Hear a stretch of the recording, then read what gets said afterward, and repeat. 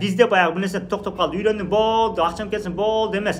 Акчаңыз келет, акчаңыз кетиш керек. Дагы акчаңыз келет, акчаңыз кетиш керек. Монтип айланып бөмпүштү. Неге дегенде, күн чыкса, күн батпай койсо проблема. Күн батса, күн чыкпай койсо бана.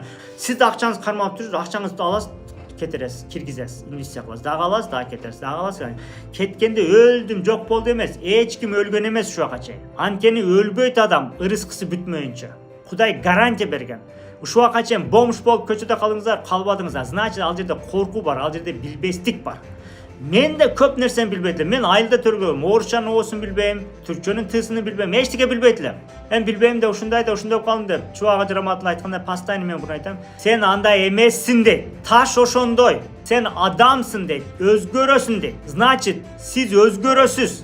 Мен өзгөрөм. Кудайга 1000 мертебе шүгүр, значит өзгөрөт экенбиз. Ошон үчүн банкрот болуп калдым, акчам жок болуп калса эмне болуп калат? Акчаңыз жокпу, кармап жүрсөңүз ошончо 5000 сомунду өмүр бою кармап жүрөбүз. Миллиондор каяктан келет? Келбейт да, ошону эле кармап жүр. Сиз ылдыйга түшүңүз келбей турат да. Ылдыйга түшүңүз, жүзүктө 5000 доллар жоготуңуз, 2,5 сом бериңиз мындай. Так бериңиз.